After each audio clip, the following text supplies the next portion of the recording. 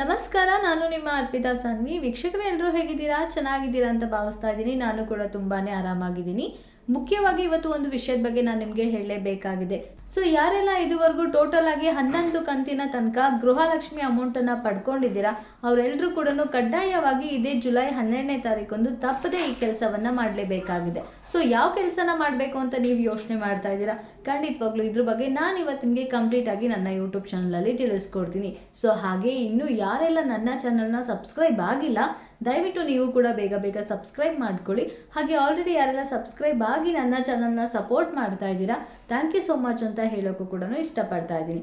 ಹಾಗೆ ವೀಕ್ಷಕರೇ, ನಿಮ್ಗೆಲ್ರಿಗೂ ಗೊತ್ತಿರೋ ಹಾಗೆ ನಮ್ಮ ಲೋಕಸಭಾ ಚುನಾವಣೆಯಲ್ಲಿ ಕಾಂಗ್ರೆಸ್ ಸರ್ಕಾರ ಏನು 5 ಗ್ಯಾರಂಟಿಗಳನ್ನು ನೀಡಿತ್ತು, ಈ 5 ಗ್ಯಾರಂಟಿಗಳನ್ನು ನೀವು ಮುಂದೇನೂ ಪಡ್ಕೊಬೇಕು ಅಂತ ಇದ್ರೆ ಕಡ್ಡಾಯವಾಗಿ ನೀವು ತಪ್ಪದೇ ಈ ಕೆಲಸವನ್ನ ಮಾಡಲೇಬೇಕಾಗುತ್ತೆ. ವೀಕ್ಷಕರೇ, ನಿಮ್ಗೆಲ್ಲ ಗೊತ್ತಿರೋ ಹಾಗೆ ಲೋಕಸಭಾ ಎಲೆಕ್ಷನ್ ಮುಗಿದ ಮೇಲೆ ತುಂಬಾನೇ ಸುದ್ದಿ ಮಾಡ್ತಾ ಇರುವಂತದ್ದು ಈ 5 ಗ್ಯಾರಂಟಿಗಳು.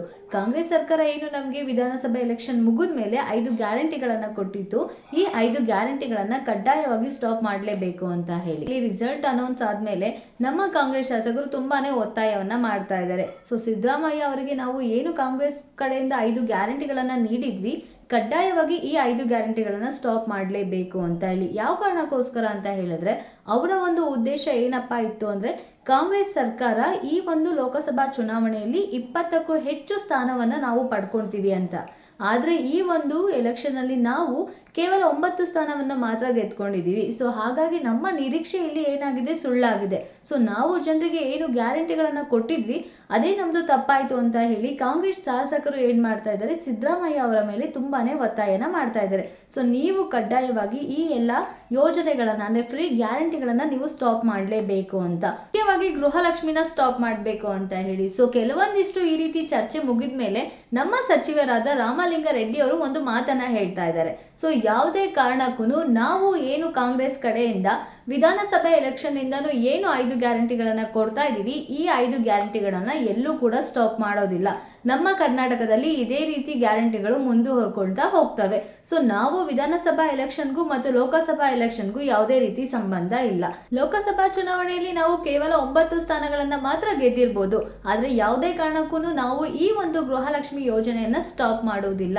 ಗೃಹಲಕ್ಷ್ಮಿ ಅಷ್ಟೇ ಇಲ್ಲ, ಈ 5 ಯೋಜನೆಗಳನ್ನು ನಾವು ಎಲ್ಲೂ ಕೂಡ ಸ್ಟಾಪ್ ಮಾಡೋದಿಲ್ಲ. ಇದೇ ರೀತಿ ನಡ್ಕೊಳ್ತಾ ಹೋಗ್ತಾ ಇರತ್ತೆ ಅಂತ ಹೇಳಿ ನಮ್ಮ ಮಹಿಳೆಯರಿಗೆ ಎಲ್ರಿಗೂ ಕೂಡ ಒಂದು ಭರ್ಜರಿ ಗುಡ್ ನ್ಯೂಸ್ ಅನ್ನೇ ಕೊಟ್ಟಿದ್ದಾರೆ ನಮ್ಮ ಸಚಿವರಾದ ರಾಮಲಿಂಗ ರೆಡ್ಡಿ ಅವರು. ಹಾಗೆ ಕೆಲವೊಂದಿಷ್ಟು ಮಹಿಳೆಯರು ಇಲ್ಲಿ ಏನಪ್ಪಾ ಹೇಳ್ತಾ ಇದ್ದಾರೆ ಅಂದ್ರೆ, ಗೃಹಲಕ್ಷ್ಮಿ ಕಡೆಯಿಂದ ನಮ್ಗೆ ಏನು ಪ್ರತಿ ತಿಂಗಳು 2,000 ರೂಪಾಯಿ ಅಮೌಂಟ್ ಬರ್ತಾ ಇತ್ತು, ಈ ಒಂದು ಅಮೌಂಟ್ ಇಂದ ಮಕ್ಕಳ ವಿದ್ಯಾಭ್ಯಾಸಕ್ಕಾಗಿರ್ಬೋದು ಅಥವಾ ಅವರ ಒಂದು ಮಾತ್ರೆ ಖರ್ಚಿಗಾಗಿರ್ಬೋದು, ಮನೆ ಮೇಂಟೆನೆನ್ಸ್ಗಾಗಿರ್ಬೋದು, ಇದೇ ರೀತಿ ತುಂಬಾ ಕೆಲವೊಂದಿಷ್ಟು ನಮ್ಮ ಒಂದು ಸಮಸ್ಯೆಗಳಿಗೆ ಈ ಒಂದು ಅಮೌಂಟ್ ತುಂಬಾನೇ ಉಪಯೋಗ ಆಗಿದೆ ಅಂತ ಹೇಳಿ ಹೇಳ್ತಾ ಇದ್ದಾರೆ. ಹಾಗೆ ಜನಗಳ ಸರ್ವೆ ಮಾಡಿದಾಗ ಇಲ್ಲಿ ಕೆಲವೊಂದಿಷ್ಟು ಜನ ಏನು ಹೇಳ್ತಾ ಇದ್ದಾರೆ ಅಂತ ಹೇಳಿದ್ರೆ, ಕಾಂಗ್ರೆಸ್ ಕಡೆಯಿಂದ ಏನು 2,000 ರೂಪಾಯಿ ಅಮೌಂಟ್ ಬರ್ತಾ ಇತ್ತು ಆ ಅಮೌಂಟ್ ಅನ್ನು ಕೂಡ ಇಸ್ಕೊಂಡು ಈ ಒಂದು ಲೋಕಸಭಾ ಎಲೆಕ್ಷನ್ ಅಲ್ಲಿ ಕೆಲವೊಂದಿಷ್ಟು ಜನ ಬಿಜೆಪಿಗೆ ಓಟನ್ನ ಹಾಕಿದ್ದಾರೆ.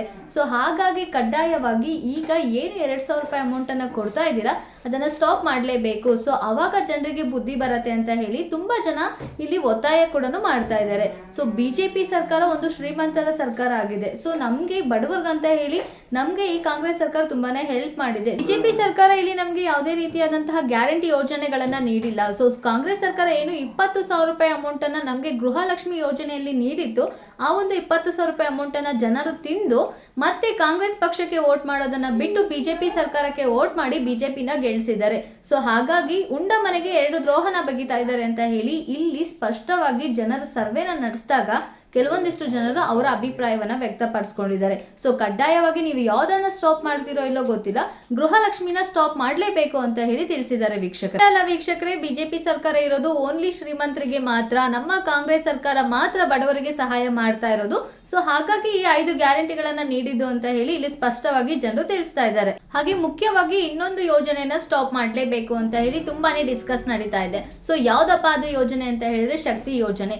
ಮಹಿಳೆಯರಿಗೋಸ್ಕರ ಏನು ಉಚಿತ ಫ್ರೀ ಬಸ್ ವ್ಯವಸ್ಥೆನ ನೀಡಿದರೆ ಈ ಒಂದು ಯೋಜನೆಯನ್ನ ಮುಖ್ಯವಾಗಿ ಸ್ಟಾಪ್ ಮಾಡಲೇಬೇಕು ಅಂತ ಹೇಳಿ ನಮ್ಮ ಸಾರಿಗೆ ಇಲಾಖೆಯ ಅಧಿಕಾರಿಗಳನ್ನೇ ಒತ್ತಾಯ ಮಾಡ್ತಾ ಇದ್ದಾರೆ. ಸೊ ಯಾವ ಕಾರಣಕ್ಕೋಸ್ಕರ ಅಂತ ಹೇಳಿದ್ರೆ ನೀವೇ ನೋಡ್ತಾ ಇರ್ಬೋದು, ಈ ಹಳ್ಳಿ ಸೈಡ್ಗಳಲ್ಲಿ ಕೆಲವೊಂದಿಷ್ಟು ಗೌರ್ಮೆಂಟ್ ಬಸ್ಗಳನ್ನ ಬಿಟ್ಟಿದ್ದಾರೆ, ಆದ್ರೆ ತುಂಬಾ ಬಿಟ್ಟಿಲ್ಲ. ಒಂದು ದಿನಕ್ಕೆ 3-4 ಬಸ್ ಓಡಾಡ್ಬೋದು. ಆ 3-4 ಬಸ್ಗಳಲ್ಲಿ ಮಹಿಳೆಯರೇ ತುಂಬಿಕೊಂಡಿರ್ತಾರೆ. ಸೊ ಈ ವಯಸ್ಸಾದಂತರಿಗೆ ಮತ್ತೆ ಸ್ಕೂಲ್ಗೆ ಹೋಗುವಂತರಿಗೆ ಅಥವಾ ಕಾಲೇಜ್ಗೆ ಹೋಗುವಂತ ವಿದ್ಯಾರ್ಥಿಗಳಿಗೆ ಯಾವುದೇ ರೀತಿಯಾದಂತಹ ಬಸ್ ಅಲ್ಲಿ ವ್ಯವಸ್ಥೆ ಇರೋದಿಲ್ಲ. ಸೊ ತುಂಬಾ ಬಸ್ ರಶ್ ಇರೋದ್ರಿಂದ ಕುತ್ಕೊಳ್ಳೋದಕ್ಕೆ ಸೀಟ್ ಕೂಡ ಸಿಗೋದಿಲ್ಲ. ಸೊ ಇದರಿಂದ ತುಂಬಾನೇ ತೊಂದರೆ ಆಗ್ತಾ ಇದೆ.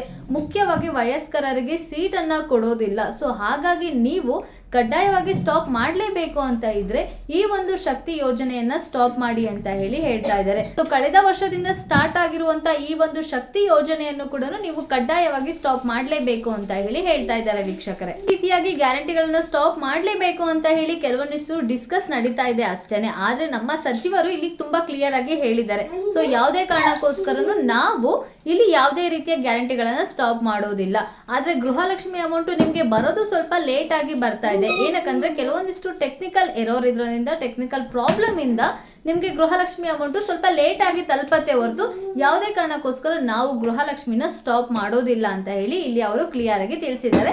ಸೊ ಇದು ಮಹಿಳೆಯರಿಗೆಲ್ಲರಿಗೂ ಖುಷಿ ಪಡುವಂತ ವಿಷಯ ಅಂತಾನೆ ಹೇಳ್ಬೋದು. ಹಾಗೆ ಇನ್ನೊಂದು ಮುಖ್ಯವಾಗಿ ನೀವು ಜೂನ್ 12ನೇ ತಾರೀಕು ಒಳಗಡೆ ಈ ಕೆಲಸನ ಮಾಡಲೇಬೇಕು.